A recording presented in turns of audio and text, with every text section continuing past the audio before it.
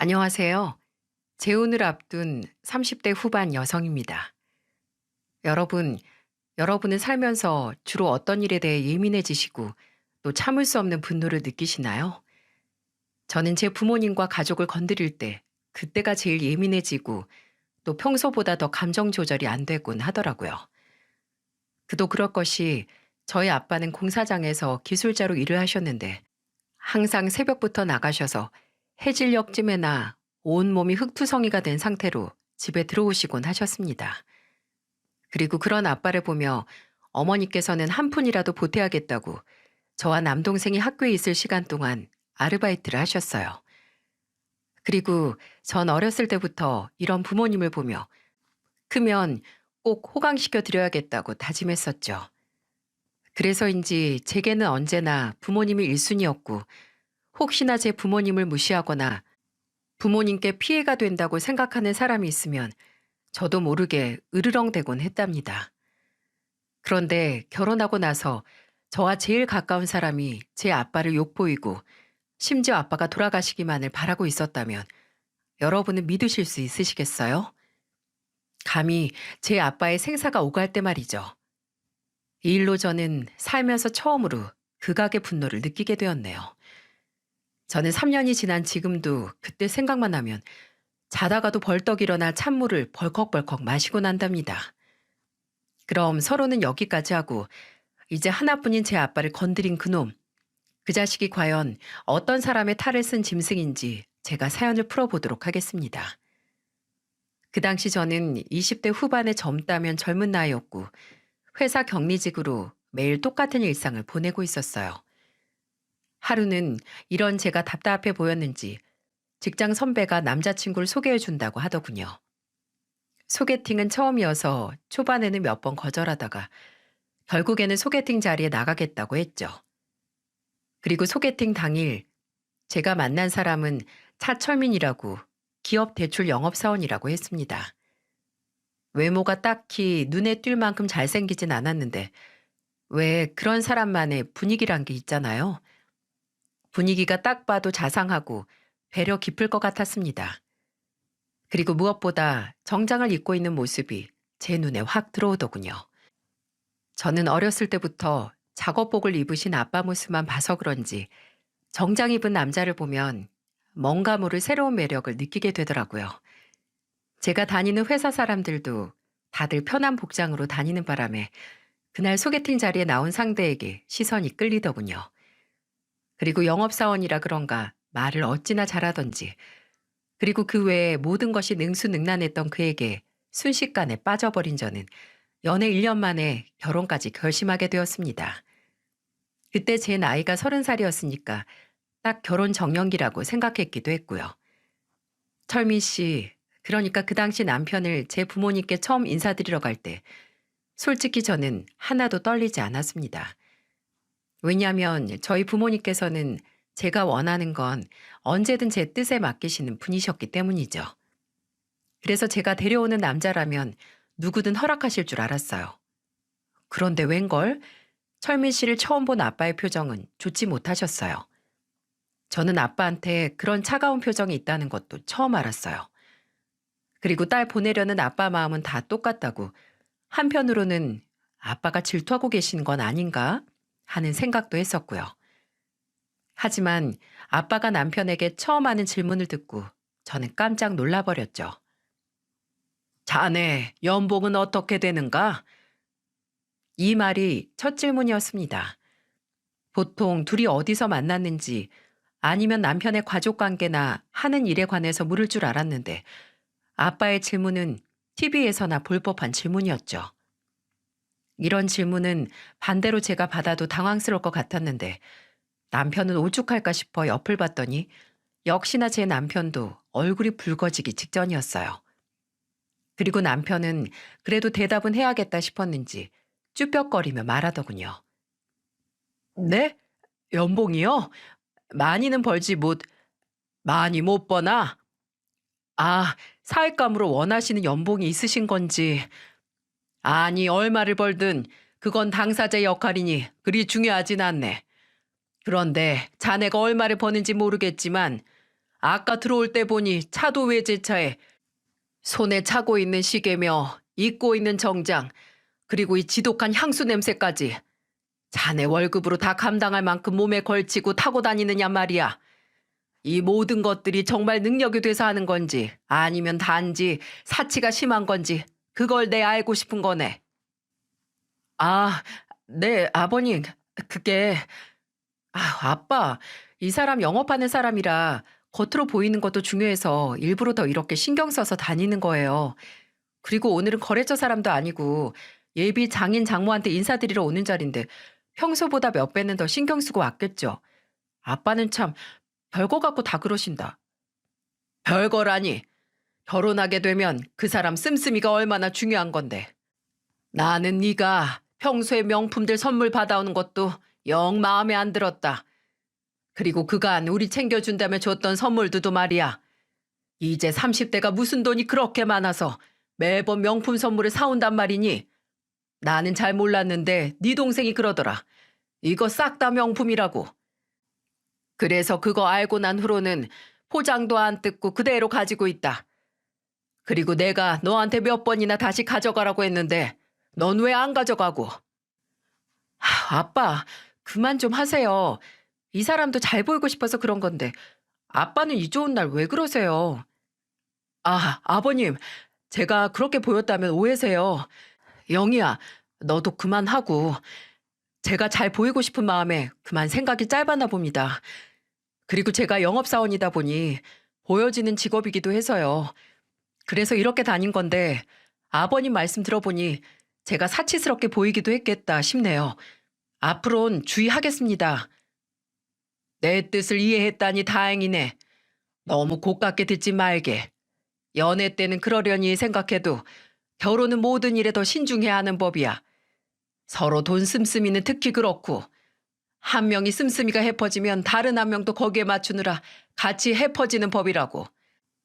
얘 영희도 요즘 돈 씀씀이가 부쩍 커졌던데 얘야 지 모은 돈에서 해결한다지만 자네가 이렇게 많은 돈이 어디서 났나 의심이 들어서 말이야.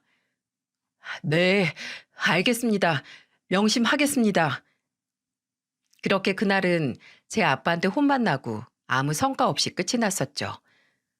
부모님 집을 나와 남편과 저는 집 근처 카페에서 못다한 이야기를 했습니다.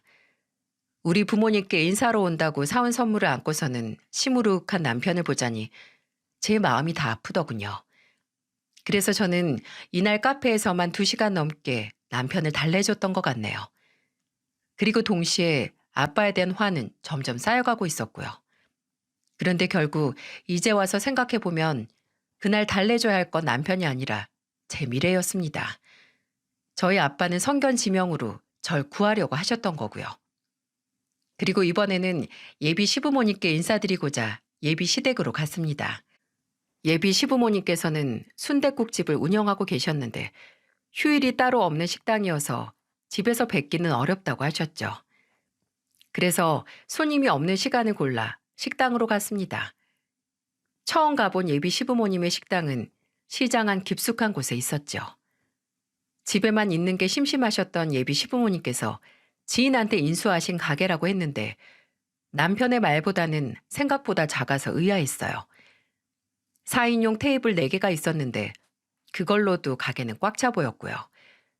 예비 시부께서는 그곳에서 배달을 하신다고 하셨는데 식당 규모를 보고서는 배달 전문점인가 싶기도 했었던 기억이 있어요. 그런데 저를 처음 본 예비 시모께서는 과하다 싶을 정도로 제 물건들에 관심이 많으시더군요. 그리고 그런 예비 시모의 과한 행색이 자꾸 눈에 밟혔습니다. 뭐 식당 일하시는 분 중에 예쁘고 멋있게 꾸미시는 분들 많은 걸로 알고 있습니다. 그런데 예비 시모께서는 주방 일을 하셨는데 손톱에는 쨍한색의 매니큐어가 덕지덕지 발라져 있고 그마저도 몇 손가락은 벗겨져 굉장히 보기 싫더군요. 그리고 긴 파마 머리가 풀어 헤치셔서 그게 여기저기 어머니 머리카락이 보일 정도였어요. 또 양손에는 두꺼운 금반지와 금팔찌 그리고 귀걸이랑 목걸이까지 휘황찬란하게 하고 계셨어요. 그런 예비 시모의 화려함에 제가 넋을 잃고 쳐다보고 있을 때 예비 시모는 제 가방을 보며 말씀하시더라고요. 어머, 아가, 가방 너무 예쁘다. 철민이가 사줬니? 네? 아, 네. 이번에 프로포즈 하면서 하나 사주더라고요. 그러니? 철민이는 이 애미 가방은 한 번도 사준 적이 없는데, 영희 가방은 척척 사주는구나. 어머, 아니에요. 저 철민 씨랑 만난 지 1년째 되는 날, 프로포즈 선물로 처음 사준 거예요. 그러냐? 난 또, 얘 철민아, 너 결혼하기 전에 엄마 가방 사주기로 한 거 안 잊었지? 엄마도 참, 그건 내가 어련히 사줄게요. 그래, 너 엄마랑 약속했다? 영희라고 했지? 내 기대하고 있으마. 어? 오빠, 엄마 가방 사주기로 한 거 확정 난 거야? 그럼 내 가방은? 가방을 기대한다는 말에 황당해하고 있던 제게 또 다른 목소리가 하나 들려왔습니다. 바로 남편의 여동생이었죠. 남편에게는 동생이 2명 있다고 했는데 남동생은 해외에 공부하러 갔다 했고 여동생은 결혼해서 남편과 잘 살고 있다고 했죠. 그런데 그날 남편의 여동생은 제 얼굴이 궁금하다며 저와 남편이 인사하러 온 시간에 맞춰 예비 시모 가게로 놀러 왔던 거죠. 오빠, 얼른 대답해. 내 가방도 사주는 거지? 그렇죠, 언니? 절 처음 보자마자 언니라며 대뜸 가방 얘기부터 하는데 이렇게 얌생이 같은 인상은 처음 봤습니다. 제 동생도 저한테 뭘 사달라고 함부로 말 못하는 마당에 처음 보는 남편 여동생이 저렇게 나오니 어이가 없더군요. 어머니도 그렇고 오빠한테 가방 사달라고 하는 건 무슨 얘기예요? 아, 언니 모르셨구나. 우리 엄마 말로는 결혼하면 여자 쪽에서 시댁에 선물 주는 거라고 하더라고요. 엄마 친구들은 다 명품 가방 하나씩은 받았다면서 저희도 받을 수 있냐고 오빠한테 물었었거든요. 그런데 제가 오다 들었는데 가방 얘기하시던데 언니가 엄마 사주기로 한 거 아니에요? 황당했습니다. 저와 남편은 서로 주고받을 선물 얘기만 했지. 아직 그렇다고 하고 서로 말 맞춰 준비한 것도 없는데 이게 무슨 소리인가 했죠. 그런데 남편의 동생 말로는 예비 시모가 그랬다고 하니 남편과는 상의한 게 아니구나 싶었어요. 그래서 화를 내지도 못하고 참고만 있을 때 글쎄 남편이 이러더라고요. 야, 너도 좀 기다려라. 때 되면 알아서 해줄 걸 그렇게 말하면 더 해주기 싫은 법이야. 기다려. 언니 눈치가 백단인데 너랑 엄마 거랑 어련히 잘해줄 거야. 이게 무슨 귀신 개풀 뜯어먹는 소린가요? 저랑 상의되지 않은 말에 저는 어이가 없어 되물었죠. 철미 씨, 그게 무슨 말이야? 가방이라니? 그것도 2개? 그리고 만약 내가 준다면 나도 받는 게 있는 거야? 어머니, 혹시 어머니께서 제게 주실 보석 세트라도 준비해 두신 건가요? 어머니도 같은 여자라서 아시겠지만 요즘 누가 주기만 하는 결혼을 하나요? 반반 아니면 서로 안 주고 안 받는 거죠. 그게 요즘 신세대식 결혼이잖아요. 안 그래요, 어머니? 그리고 그러면 어머니 딸 보내실 때도 명품백 사가지고 보내신 건가요? 제가 쉬지도 않고 할 말을 한 뒤 남편을 노려보며 말하자 남편은 제게 속삭이더군요. 내가 알아서 할게. 우선 그냥 나 믿고 고개만 끄덕여줘. 라고 말이죠. 남편이 수상하긴 했지만 지금 저를 이상하게 바라보는 예비 시모 눈빛보다는 제 남편의 말을 믿는 게 더 낫겠다 싶었죠.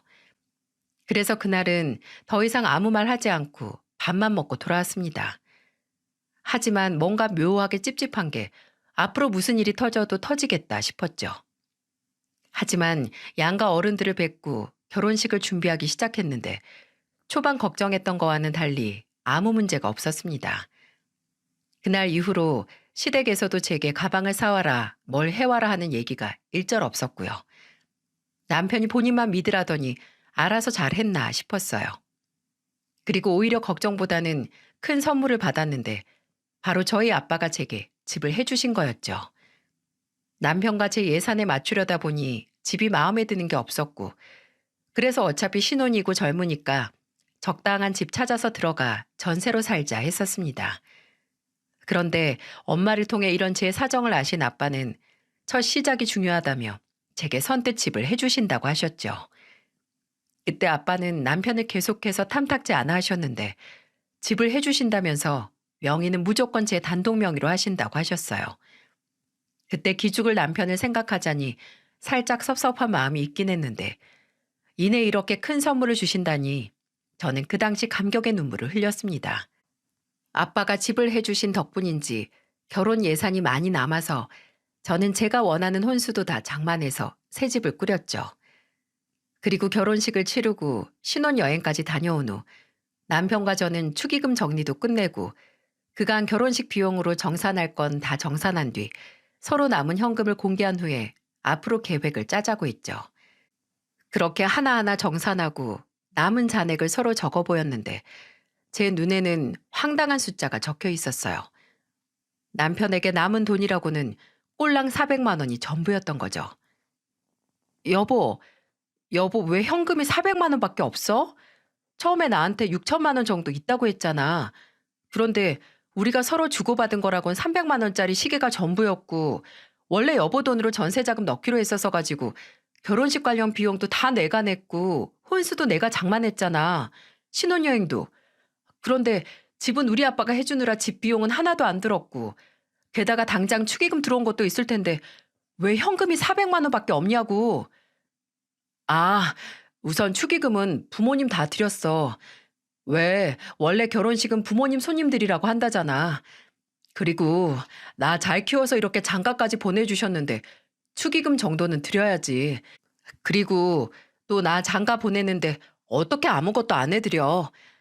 그래서 지난번에 말했던 가방 그것도 내가 해드렸어. 뭐? 아주 효자 납셨네. 아니 난 뭐 우리 부모님 안 해드리고 싶어서 안 해드린 줄 알아? 축의금이야 사전에 얘기가 안 된 거니까 그럴 수 있다고 쳐도 나한테 처음 말했던 예산 6천만 원은 그대로 쥐고 있었어야지. 그걸 쓰려면 말이나 하던가. 난 당연히 그 돈이 그대로 있는 줄 알았더니 이게 뭐야. 아니 생각을 해봐. 우리 엄마 친구들은 다 선물 하나씩 받았다는데 우리 엄마만 빈손이어봐. 네가 욕먹는 거 아니야? 난 너 욕 안 먹게 하려고 그런 건데 네가 화내니까 당황스럽다. 그리고 그동안 나 키워줬으니까 이 정도는 해줄 수 있지. 그리고 남은 돈으로는 아빠 차 한 대 뽑아드리느라 다 썼고 아빠가 요즘 부쩍 여행 다니는 걸 좋아하시는데 차가 없으니 불편하다고 해서 말이야. 뭐? 정신 나갔어? 아니 뭔 갑자기 효자 행세야. 그럼 나랑 결혼하기 전에 다 해드리지 그랬어. 그렇게 따지면 우리 부모님도 나 키우느라 얼마나 고생하셨는데 나도 너랑 나중에 손가락 빨고 살 작정을 하고서라도 우리 부모님을 챙겨드렸어야 하는 거야? 그러지 그랬어. 누가 그러지 말라 했어? 우리 돈이니까 못 그런 거지. 대체 누가 결혼 앞두고 겁도 없이 돈을 그렇게 펑펑 써? 아, 정말 왜 신혼집 들어온 첫날부터 돈돈거려? 아니 막말로 앞으로 내가 벌어온 돈은 다 자기 돈이 될 텐데 결혼하기 전 내가 모아둔 돈 딴 데도 아니고 가족한테 쓰고 온 게 죄야? 내가 이렇게 한 소리 들을 일이냐고. 그리고 어차피 장인어른께서 집도 장만해 주셨으니 내 돈은 쓸 데도 없었을 테고 말이야. 그래, 말 잘했다. 그럼 우리 아빠는 너희 가족한테 몇 천만 원씩 쓸 때 우리 살집 마련해준 우리 부모님께는 구두 한 켤레 사드렸어? 장인어른은 내가 선물해 주는 거 싫어하시잖아. 알고도 그래? 그리고 장인어른은 돈도 많으신데 뭐가 문제야? 너도 봤지만 우리 부모님은 형편이 그러지 못하시잖아. 남편은 마지막 말을 끝으로 화가 난다며 모자를 푹 눌러쓰고 나가더라고요. 이게 대체 무슨 논리인지. 남자들은 결혼하면 효자가 된다던데 다 저런가요? 애초에 결혼식 비용을 모아서 해야 했는데 갑자기 후회 막심하더군요. 또 실제로 6천만 원이라는 돈이 있었는지도 의심이 들었고요. 그리고 이것뿐인 줄 아세요? 결혼하고 다음 달 날아온 카드값을 보고 기겁했습니다. 카드값에 할부가 몇 개나 걸려 있는 건지 게다가 대부분이 12개월 할부로 나가는 거였죠. 남편에게 물어보니 그간 제게 해줬던 선물들이랑 본인 몸에 치장한 것들이라고 하네요. 문득 자네가 이렇게 많은 돈이 어디서 났나 의심이 들어서 말이야 라고 말하셨던 아빠 말도 떠오르더군요. 맞았습니다. 아빠 말대로 남편이 그간 제게 해줬던 건 다 카드값이었던 거죠. 그래 놓고 제가 무슨 카드를 이렇게 많이 썼어. 이게 다 카드값인 줄 알았다면 난 받지 않았어. 라고 말하자 줄 때는 좋다고 써놓고 왜 인제 와서 그러냐? 그게 도둑놈 심보야. 지금 너도 쓰고 있으면 같이 갚는 게 맞지 않냐? 앞으로 네 거 산 카드값은 너도 같이 반을 부담해. 라고 하는 게 아니겠어요? 이게 무슨 정신 나간 소리냐 말입니다. 사연투브 구독자님들이 믿으실지 모르겠지만 저는 그동안 카드를 써본 적이 없습니다. 저는 어렸을 적부터 부모님께 카드 쓰면 소비가 늘어 걷잡을 수 없게 되니 최대한 쓰지 마라 라는 이야기를 귀에 딱지가 않도록 들어서 신용카드를 써본 적이 없었거든요. 필요한 게 있으면 무조건 돈을 모아서 사고 할부해야 할 만큼 사기 힘든 게 있다면 아예 쳐다도 보지 않았고요. 그래서 당연히 남편도 그럴 줄 알았어요. 제가 정말 딱 저만큼 그 사람을 보고 있었던 거죠. 그런데 남편의 소비 패턴을 보니 화가 머리 끝까지 나더군요. 그 당시 남편은 리볼빙으로 거의 1,000만 원 가까이 되는 돈을 돌리고 있었는데 아니 본인 돈 모아서 카드값이나 갚을 것이지 이 상황에 시댁으로 다 퍼주고만 있는 게 말이 되나요? 도저히 참을 수 없었던 저는 남편에게 이번 달 안에 무조건 카드값을 다 청산하라고 했습니다. 그랬더니 이러더군요. 아니 당장 내가 1,000만 원이란 돈이 어디 있냐고. 살면서 갚으면 되잖아 갚으면. 싫어 싫다고. 너는 네 돈은 시댁에 효도질 하느라 펑펑 잘도 써놓고 네 빚은 왜 나보고 같이 갚자는 건데? 시댁에 필요 없이 돈 턱턱 쓸 때 네가 갚아야 할 네 빚은 생각도 안 나디? 아니 어떻게 빚이 이렇게 있는데 현금을 나랑 상의도 없이 그렇게 쓸 생각을 해? 아, 또 그 소리. 이미 쓴 걸 어쩌라고? 쓴 걸 어쩌라는 게 아니라 왜 너한테 있는 현금은 네 돈이라면서 다 써먹고는 네가 갖고 있던 빚은 우리 거라면서 같이 갚자고 하느냐는 거야. 넌 이게 말이 돼? 아니, 됐고. 너 당장 이 카드값 다 없애. 안 그러면 우리 이혼이야. 뭐? 이혼? 너 말 다 했어? 다 했어. 생각해보니 우리 혼인신고도 안 했더라. 혼인신고도 안 했는데 헤어지는 게 뭐 대수야? 나 이렇게는 절대 못 살아.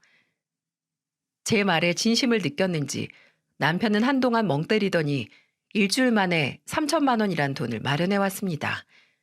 알고 보니 시부께 사들였던 차를 중고로 팔아서 가지고 왔더군요. 그리고 더 웃긴 게 시부는 애초에 차도 필요 없었다는 거였어요. 아니 심지어 면허도 없더군요. 따지고 드니 남편이 자기 돈을 저랑 나눠 쓰는 게 싫어 결혼 전에 급하게 뭐 해줄 거 없나 하다가 본인이 갖고 싶었던 차를 하나 더 샀다고 하더군요. 정말 파렴치한 사람이죠. 그때 당장 끝을 냈어야 했는데 아빠 반대를 무릅쓰고 한 결혼이라 그랬는지 더 잘 살아야 한다는 죄책감에 남편을 한번 용서해 주기로 했었습니다.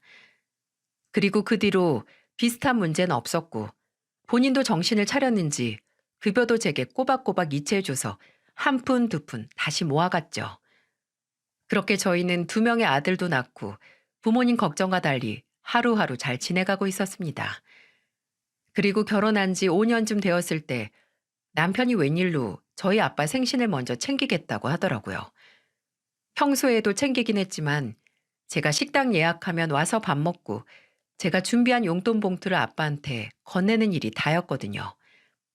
그런데 그날은 무슨 바람이 불어서는 본인이 소고기 전문으로 하는 고급 식당도 예약해두고 꽃다발에 케이크에 심지어 돈 봉투까지 두둑하게 준비한 게 아니겠어요? 이 사람이 이제야 처가댁도 제대로 챙기는 건가 싶어서 저는 괜히 아빠 옆에 붙어 아빠는 사위 잘 둬서 좋겠네. 이렇게 장인어른 생신이라고 꽃다발까지 챙긴 사이가 어디 있냔 말이야. 라면서 제 남편을 더 띄워주고 있었죠. 그런데 사람이 죽을 날 잡아놓으면 변한다던데 앞으로 살 날이 더 많은 이 남자가 변할 리가 있었겠어요? 대뜸 제 아빠 손을 잡더니 이런 말을 하더군요. 장인어른, 제가 전화로 말씀드린 건 생각해 보셨습니까? 뭐? 자네 또 그 말인가? 내 이럴 줄 알았네. 이럴 줄 알았어. 이 꽃다발 당장 가지고 가게. 장인어른, 저 한 번만 살려준다는 셈 치시고 좀 도와주시면 안 되겠습니까? 됐네, 됐다고. 사내가 돼서 어찌 그렇게 제 혼자 살궁일 못하고 여기저기 손을 벌리는 거야. 얘 영희야, 너희 남편이 뭐하고 돌아다닌 줄은 아냐? 예? 아빠, 그게 무슨 말씀이세요? 나보고 집을 내놓으란다. 네? 아빠가 사는 집을요? 아니, 그게 무슨 소리예요? 글쎄 네 남편이 사업이 하고 싶단다. 그러면서 내가 사는 집이 재개발 지역인 건 또 어떻게 알았는지 땅값 많이 올랐다면 나보고 집 팔고 그 돈을 자기 주면 그걸로 사업한다는 거 아니겠냐? 내가 사위한테 집 놓으란 소리나 들어야겠어? 뭐? 당신, 당신 진짜 우리 아빠한테 그랬어? 아, 장인어른이야. 워낙 돈 많으시잖아요. 그리고 그 지역 집값이 지금 얼만데요. 지금 아니면 이런 기회 또 없어요. 아, 장인어른 장모님이야. 우리 집에 모셔도 되고요. 딸이랑 같이 사셔도 좋잖아. 예끼, 내가 이래서 자네를 처음부터 싫어한 거야. 돈을 쉽게 쓰는 사람 치고 돈을 귀하게 여기는 사람 못 봤고 돈을 귀하게 여기지 못하는 사람 중에 돈을 많이 버는 사람도 못 봤어. 그저 어떻게든 쉽게 벌려고 자네 영희 동생한테도 돈 빌리고 다닌다면서 처남한테 그게 무슨 꼴인가? 그리고 말이 나와서 말인데 내가 그동안 야금야금 자네한테 빼준 돈이 얼만데 아직도 나한테 돈 타령을 하냔 말이야. 아빠, 뭐라고요? 당신 영복이한테도 돈 빌리고 다녔어? 왜? 그리고 그간 이 사람한테 돈을 해주셨어요? 아, 그게 저 장인어른 제발 이번 한 번만 시끄러워. 다시는 그 일로 나 찾아오지 말게. 아빠는 본인을 찾아오지 말라는 불효령을 내리시곤 엄마와 영복이랑 셋이 집으로 가셨죠. 이 상황이 너무 놀란 저는 집에 돌아와 남편에게 영복이한테 돈을 빌린 것부터 시작해서 사업 이야기는 뭔지 하나하나 따지고 들었습니다. 그런데 차라리 모르는 게 더 나을 듯 싶었어요. 남의 집 기둥은 뽑아오는 게 아니라고 했나요? 제 남편은 시댁의 기둥이나 다름없더군요. 시부모님께서는 원래 돈놀이 하셔서 돈이 많으셨는데 일이 그만 꼬여 순댓국집을 운영하셨던 거라고 했습니다. 그런데 그 식당마저 위생 상태 불량인 게 소문이 나서 손님이 다 떨어져 금방 문을 닫았다고 하더군요. 그러느라 빈털터리이신 지 꽤 됐다고요. 그리고 남편의 여동생도 그 당시 나이가 30살 중반이 다 돼가는데 사치가 심해 본인 남편이 가져다주는 월급을 매번 넘기는 카드값이 나오고 그거 메꾸려고 주부 대출 같은 거 받아서 돌린다고 하네요. 그러니 이 사람들이 손 벌릴 때가 제 남편밖에 더 있었겠어요? 그리고 남편은 이런 시댁에 끊임없이 지원을 해줬는데 그 돈은 제게 속인 월급이랑 인센티브, 수당을 빼돌린 거였죠. 영업사원한테는 인센티브가 꽤 큰 금액인 거 아시죠? 그런데 그 돈들이 시댁에만 홀랑 들어간 거면 제 남편 처지가 불쌍해서 한 번은 눈 감아줬을 텐데 재버릇해 못 준다고 총각 때 쓰고 다녔던 씀씀이를 그대로 써대느라 본인 물건 사는 데만 해도 많은 돈을 썼던 거죠. 당신 미쳤어? 아니, 시댁만 자기네 가족이야? 그럼 우리 가족은? 당신이랑 나, 그리고 우리 애들은? 우린 어쩌라고 그 돈을 그렇게 시댁에 다 퍼주냐 말이야. 시댁에 몽땅 다 준 건 아니야. 나도 좀 사람답게 살아야지. 네가 주는 용돈 꼴랑거 50만 원 가지고 한 달을 어떻게 살아? 그거 가지고 나 영업 나갈 때 구두 한 켤레도 못 사. 뭐? 꼴랑 50만 원? 나는 용돈도 없이 생활비 아껴가며 그걸로 살아. 그리고 차철민 씨, 정신 차려. 당신이 회사 대표들 만나면서 영업한다고 당신이 뭐 대표라도 된 줄 알아? 뱁새가 황새 따라가다 가랑이 찢어진다고. 당신이 그 사람들이랑 같은 옷, 같은 구두, 같은 차를 타야 할 이유가 뭔데? 그리고 대체 영복이한테 돈 빌리는 건 뭔데? 그건 어디다 쓰려고? 아, 몰라. 대표들 비위 맞추다 보니까 나도 핫딱지가 나서 나도 대표 한번 해보려고 그런다. 왜? 그래서 회사도 때려치웠고 생각해보면 장인어른도 참 너무하셔. 아니, 사위 사업 미천 대주는 게 뭐가 그렇게 어렵다고. 그 돈은 저승길에 지고 가실 거래? 그거 우리 아빠가 더우나 추우나 30년간 공사일하면서 모은 거야. 그게 뭐 당신 돈인 줄 알아? 그리고 우리 부부 아니야? 회사를 그만두고 말고는 나랑 상의했었어야지. 무턱대고 그렇게 그만두면 어쩌냐 말이야. 에이, 있는 사람들이 더하다고?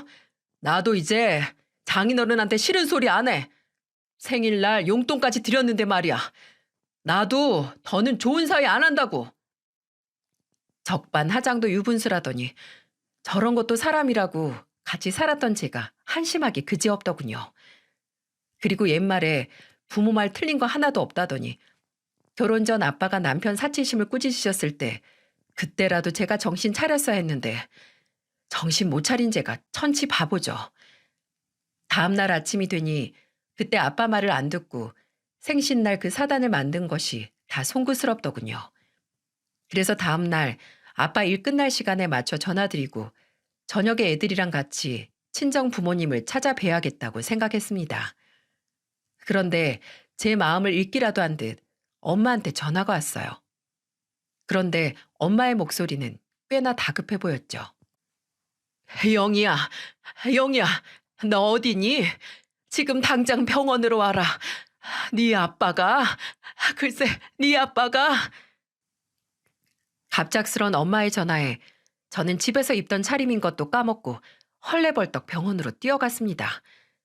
그리고 응급실에서 본 아빠의 모습은 팔, 다리 복부할 것 없이 붕대로 칭칭 감겨 계시더군요. 엄마, 이게 무슨 일이에요? 아빠가 갑자기 왜 이러고 누워 계세요? 영희야, 글쎄, 네 아빠 현장에서 옹벽이 무너지는 바람에 네 아빠가 이렇게 됐지 뭐니.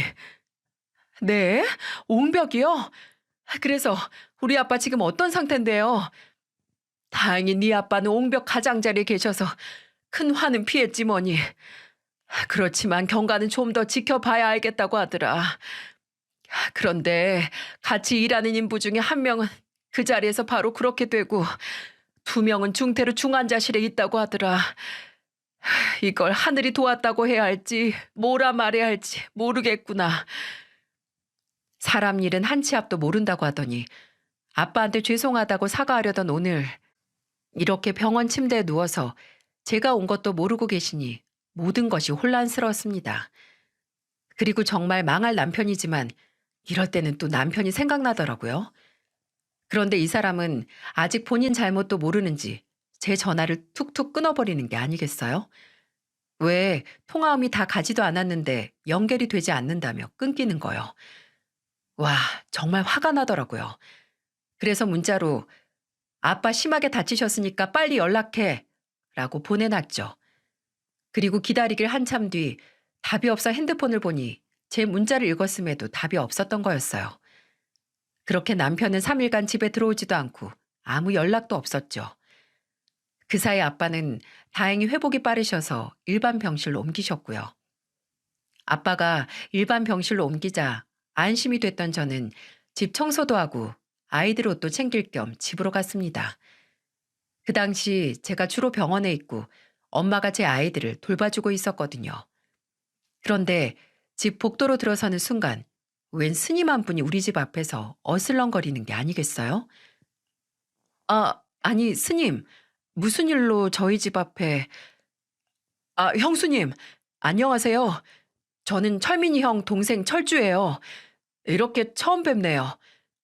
네? 철주 도련님? 아니, 해외에서 돌아오신 거예요? 그런데 왜 복장이... 해외요? 참나, 형이 제가 해외 나갔다고 했나요? 남편의 동생이라고 소개한 도련님의 행색은 영락없는 스님이었습니다. 하도 어처구니가 없는 상황이라 물었더니 도련님이 이러더군요. 우리 가족 정말 대단한 집안이에요. 예전에 부모님이 일술 하셨는데 그때 뭐 푼돈으로 이자 불려받고 돈이 돈을 벌고 하니까 돈에 대한 개념이 전혀 없으시죠. 에휴, 그리고 그뿐이게요. 남의 고혈로 먹고 살아서 그런가 남 돈을 얼마나 천히 아는데요. 그런데다가 또 콧대는 높아서 남 밑에서 일은 안 하려고 하지. 그러니 어쩌겠어요. 집안에 남자인 저랑 형이 먹여 살린 거죠. 그런데 부모님 두 분 다 돈 한 푼 안 버시면서 사치는 또 사치대로 부리고 또 막내 동생 미영이마저 부모님을 쏙 빼닮아서 돈 무서운 줄 모르고 써대니까 제가 감당이 되겠냐고요. 형이야 그나마 본인도 돈을 펑펑 써대는 스타일이니까 거기에 맞춰 지냈는지 모르겠는데 저는 정말 지겹더라고요. 제가 어린 나이에 인터넷 쇼핑몰로 돈을 좀 벌었는데 그거 고스란히 다 부모님께 들어갔어요. 그리고 큰돈 벌어봤자 다 뺏기는 거구나 싶어서 아예 연 다 끊고 공무원 시험 준비했는데 글쎄 제가 공부하는 절까지 따라 들어와서는 돈돈거리더라고요. 그리고 제가 있던 절에 와서 공부할 시간에 돈 벌어 오라는 엄마 말을 듣고서는 저도 작정했죠. 다시는 돈 버는 일을 하지 않겠다고요. 반항 같은 거요. 그래서 전 그날로 아예 절에 눌러 앉아버렸죠. 그런데 최근에 또 무슨 바람이 불어선지 형이 절 찾아왔다고 하더라고요. 급한 일이라면서 절 찾았다는데 그날은 제가 없었거든요. 그래서 연락할 방법도 없겠다 해서 이전에 남겼던 집 주소로 이렇게 찾아온 거예요. 그리고 이렇게 형수님을 뵌 거고요. 참, 제가 몇 년간 살면서 봐온 시댁 식구들만 봐도 진절머리가 나는데 도련님이 가족한테 진절머리나 스님이 될 정도면 이거 말 다 한 거 아닐까요? 차라리 저는 이 인간이 이대로 제 눈앞에 나타나지 않았으면 좋겠더군요. 그런데 그날 제가 병원에 다시 돌아갔을 때 드디어 남편이란 놈이 제게 전화를 걸어오더군요. 여보, 장인어른은 아직도 안 죽으셔? 보니까 사고가 크게 났더만. 나도 좀 전에 기사 보고 알았어. 그래? 내 문자 보고 병원으로 바로 달려왔으면 당연히 알았을 사고를. 당신은 3일 뒤에 알았네? 당신이 돈 가져오라길래 나도 시간이 필요했지. 장인어른은 괜찮으신 거 맞지? 괜찮길 바라고 묻는 거야? 아니면 괜찮지 않길 바라고 묻는 거야? 그리고 당신 술 마셨니? 무슨 말이 그래? 나는 당연히 괜찮길 바라. 남편과 통화하는 중에 갑자기 누군가 웃는 목소리를 들었습니다. 그리고 이 남자는 정말 코가 삐뚤어질 정도로 마신 건지 제게 뻔히 다 들리는데도 작게 이러더군요. 엄마, 아빠, 조용히 좀 하세요. 영희랑 지금 통화 중이잖아요. 뭐? 당신 지금 시댁에 가 있어? 아니, 시댁은 무슨, 그냥 집 앞 편의점에서 한잔 했어. 내가 차마 장인어른 뵐 낯이 안 서서 말이야. 그게 무슨 말이야? 당장. 예, 철민아. 네 장인 곧 저승길 가는지 안 가는지 그것만 물어보라고. 뭐 나이 70이면 갈 때 되긴 했지. 또다시 전화 너머로 소리가 들리는데 역시나 시모의 목소리였습니다. 시모 특유의 웃음 섞인 말투로 말을 하시는데 70이면 갈 때가 됐다니 저희 아빠 보고 하는 소리 아닌가요? 유심히 더 들어보니 남편 시모 시부의 목소리는 이미 다 술에 쩔어 고주망태 상태였죠. 뭐? 저승길? 갈 때가 돼? 이런 미친 집구석을 봤나. 야, 너 지금 우리 아빠 저승길 가기만 바라고 있냐? 어? 뭐 이런 짐승 같은 놈이 다 있어? 아빠 아프시다는데 병원은 안 와보고 어김없이 시댁에 가서 술을 마시고 있어? 우리 아빠가 그간 우리 사는데 얼마나 많이 도와주셨는데. 아, 됐다, 됐어. 너랑 말을 말아야지.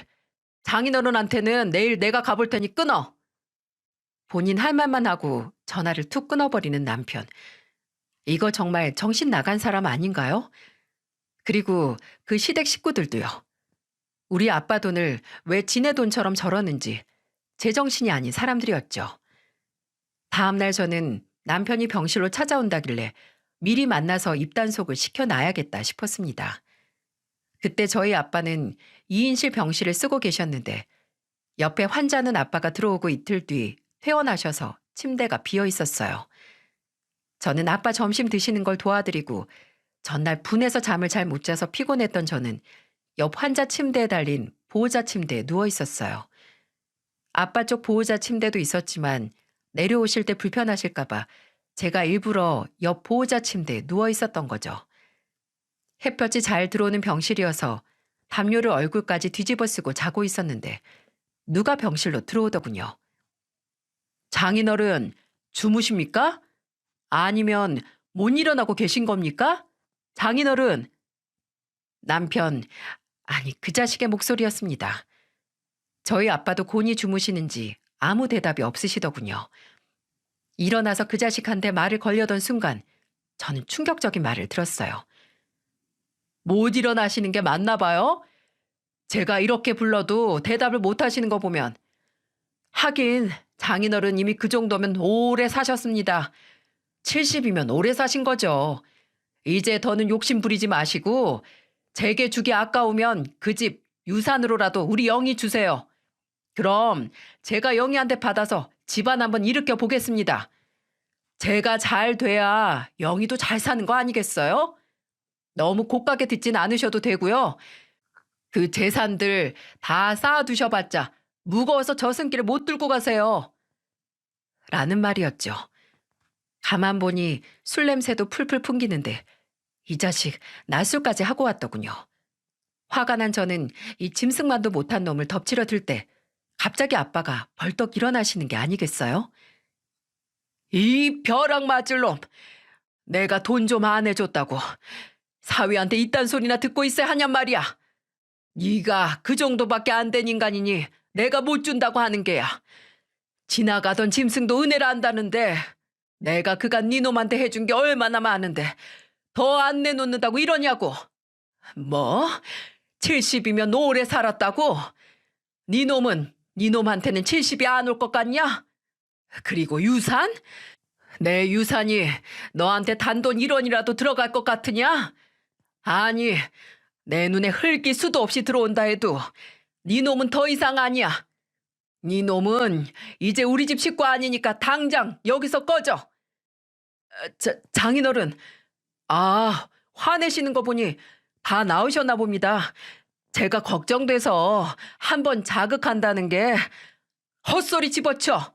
끝까지 입만 살아서는 네 그 새치혀에 놀아나줄 생각 없다. 아니, 야, 너 우리 아빠한테 뭐? 이거 진짜 돌았네. 야, 네가 우리 아빠한테 그런 말 하고도 뭐? 장인어른? 너 당장 이혼이야. 내 집에서도 당장 나가. 이혼이라는 소리에 이제야 술이 깼는지 남편은 갑자기 무릎을 꿇으며 말하더군요. 여보, 아니 그게 왜 당신 집이야? 우리 집이지. 그거 아빠가 내 명의로 해준 거 잊었어? 그리고 당신이 몰고 있는 차, 그것도 실은 아빠가 나랑 애들 편하게 타고 다니라고 준 차 아니야? 그 차 키도 당장 반납해. 그리고 네가 쓰고 있는 생활비 카드도 다 반납하고.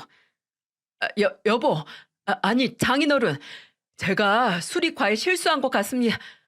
됐어. 이런 짐승만도 못한 놈. 너 그간 내가 너한테 빌려준 돈들 내가 차용증 다 갖고 있다.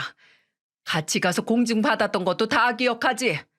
나도 더는 봐줄 생각 없으니 당장 나랑 영희 앞에서 꺼지래도. 장인어른, 그럼 제 사업자금은요? 저 장인어른이 해주실 거라 굳게 믿고 이미 사무실도 다 계약해 놨는걸요? 뭐? 이 자식이 끝까지. 화를 참지 못하신 아빠는 그 자리에서 벌떡 일어나서 옆에 있는 목발을 들고 그 자식을 사정없이 패기 시작하셨죠. 몇 대 맞고 나니 술이 완전히 깼는지 그 자식의 신발이 벗겨진지도 모르고 병실 밖으로 후다닥 나가더군요. 그 뒷모습을 보는데 저런 별 볼 일 없는 놈이랑 살았다고 생각하니 창피하기 그지없었습니다. 그리고 난 후 저는 당장 집으로 가 남편의 옷이란 옷은 모조리 가방에 집어넣고 밖에 내놨습니다. 그날 밤 주변이 떠나가라 소리를 지르며 문 열어달라는 그 자식에게 저는 새벽까지도 문을 열어주지 않았고 결국 포기한 그놈은 어디론가 가더군요. 그리고 저는 바로 이혼 소송을 진행했고요. 제가 그간 다른 건 다 참았어도 저희 아빠가 죽기만을 바란 놈을 하루도 더 끼고 살 수 없겠더라고요. 이런 놈 집안에 뒀다가 실제로 저희 아빠 재산 노리고 뭐라도 할 수 있는 놈 아니겠어요? 아빠는 허락한 적도 없는데 혼자 김치국물 마셔가며 다니던 회사도 때려쳐 돈도 없고 집이랑 차도 없이 완전 벼락 거지꼴로 쫓겨난 그놈은 이혼 후로도 제게 한참을 매달리더군요. 그런데 제가 아예 대꾸도 안 하니 어느 순간 꼬리를 내리고 사라졌어요. 후에 알게 된 이야기로는 그 자식은 지인들한테도 사업 투자금이란 명목으로 돈을 빌렸다고 하는데 그 자식이 무슨 능력이 있겠습니까? 그대로 다 탕진하고 쫓기는 신세가 됐던 거죠. 어디 가서 감옥살이 하고 있는 건지 몇 년째 연락도 없네요. 아무튼 이런 보잘것없는 놈을 청산하고 3년쯤 흘렀을까. 제게도 새로운 사람이 찾아왔어요. 똥차 가고 벤츠 온다던가요? 재물을 구차하게 얻으려 말고 공경을 구차하게 피하지 말라라는 말이 있던데 이 두 가지 전부 해당했던 전 남편 때문에 사람 보는 눈을 확실히 길렀던 저는 이번에는 공무원이고 착실하고 성실한 삶을 살아가는 사람을 만났죠. 맨날 돈돈거리며 여기저기 빌릴 줄만 아는 사람이랑 살다가 매달 고정적인 월급이지만 아끼고 제 능력과 투자에 돈의 가치를 아는 예비 새 남편을 만나니 제 삶도 안정감이 들더라고요. 그리고 이런 예비 새 남편을 저희 부모님께서도 모두 마음에 들어 하셨고요. 제게 아이가 2명이라 재혼은 못할 거라 생각했는데 전 부인과 사별한 예비 새 남편이 제 사정을 모두 품어주는 덕분에 재혼까지 추진하게 되었죠. 그리고 이제 2달 뒤면 결혼식을 올린답니다. 평소 사연투브를 들으며 댓글로 같이 공감도 하고 또 서로 응원을 주고받는 모습이 그간 지루했던 제 삶의 유일한 낙이었는데요. 아이가 둘인데도 불구하고 똥차에서 벤츠로 새 삶을 산 제 이야기도 누군가에게는 할 수 있다는 용기가 되길 바라며 부끄럽지만 이렇게 제 사연을 적어봤습니다. 이제 날도 많이 따뜻해지고 모두를 설레게 하는 벚꽃도 만개 시기가 다가오는데요. 사연투브 여러분들도 모두 봄처럼 설레는 하루하루 보내시길 바랍니다.